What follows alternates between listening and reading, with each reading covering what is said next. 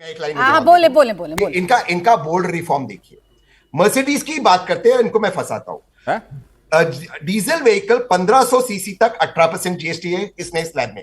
यानी कि अगर आपकी मर्सिडीज डीजल 18%, लेकिन अगर पेट्रोल है 1200 से 1500 सीसी तो 40%। ये कितना कॉम्प्लिकेटेड करते हैं। तो अगर मैं क्लीन पेट्रोल वाली गाड़ी लूं, क्लीन पेट्रोल वाली गाड़ी, उसमें 40%, गंदे फ्यूल वाली डीजल गाड़ी लूं, उस पर 18%, उस पेट्रोल के अंदर 20% मिलाएंगे नितिन गडकरी जी, एथेनॉल मिला के मेरी इतना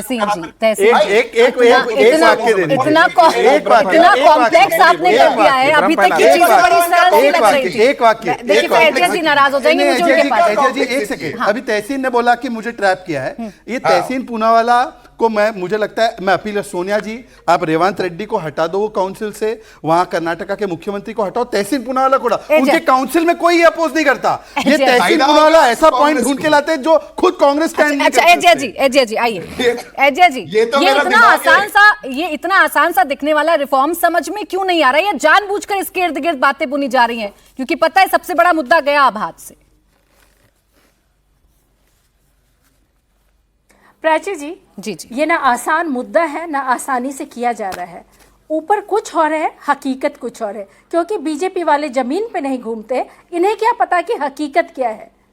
आप पहले महंगाई करते हैं, जीएसटी बढ़ाते हैं, 11 साल से सत्ता में आप हैं, और आप कह रहे हैं दूध इतनी महंगी है। क्या कांग्रेस ने महंगा किया? आपने शुरू में आते ही इतना ज्यादा जीएसटी लगा दिया कि छोटे छोटे व्यापारी तो खत्म हो गए, मर गए। इस पे आप क्यों नहीं बोलते? और आज जब अचानक आप इस तरह का काम करते हैं, आपको लगता है आपने क्या ट्रॉफी हासिल समझ में आ रहा है आपको कि जीएसटी के प्लान वे में स्लैब से क्या बदलेगा? ये समझ में भी आ रहा है आपको मैडम? आप जो जितनी बातें कर रही हैं, ये समझ में आ रहा है आपको कि इसका क्या डायरेक्ट बेनिफिट है या ये क्या मसला हुआ है? ये समझ में आ रहा है आज क्या रिफॉर्म हुआ है? मैं तो बहुत ही सिंपल शब्दों में समझाई ताकि पब्लिक भी समझ सके। नहीं मैडम, ये सिंपल नहीं था, ये भ्रम फैलाने वाला था।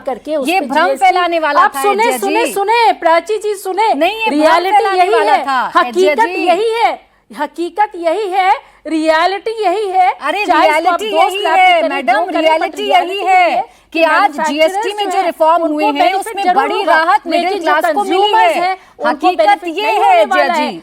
लेकिन न जाने कौन सा चश्मा लगाकर आप ये पूरा देख रही हैं कि आपको समझ में नहीं आ रहा है। वाली की कथनी और करनी में बहुत डिफरेंस अभी तो कर दिया है अभी चुनाव है बिहार में, अभी तो कर दिया। देखिए अब आई हैं पॉइंट पर। अभी बिहार में सुने तो प्राची जी, प्राची जी सुने, बिहार में चुनाव है, अभी 2 महीने में चुनाव है। इस तरह का लॉलीपॉप दिखाया जा रहा है ताकि जो यहाँ की पहले आप डिसाइड करिए लॉलीपॉप है भी कि नहीं है।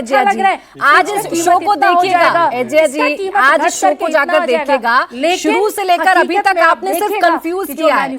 आपने कोई ऐसी बात नहीं कही जिससे मेरे दर्शकों को कुछ समझ में। बहुत एक छोटी सी मुझे तो समझ में नहीं आ रहा है कि आज मैं कितने कांग्रेस और आरजेडी के वेरिएंट से बात कर रहा हूं। स्टार्टिंग में बोलते हैं 8 साल से क्यों नहीं किया, फिर बोलते हैं कि अभी क्यों किया, फिर बोलते हैं कि बिहार को लॉलीपॉप दिया है, फिर बोलते हैं कि कुछ नहीं मिला है। और मैडम ऐसा है जिया जी, तहसीन पूनावाला थोड़ा इकोनॉमिक्स जानते हैं, हमारी संगत में रहे कुछ वर्ष तो जानते हैं। सुनिए, सुन तो लीजिए, मेरी अच्छी संगत का असर है, उनको थोड़ा इकोनॉमिक्स समझ में आता है। सुन तो लीजिए भाई, अरे एजिया जी सुन लीजिए ना, ऐसे थोड़ी होता है। अच्छा ठीक, सुन लीजिए, वो तेज प्रताप की तरह नहीं है, जानते हैं। कैसे बोलूं मैं?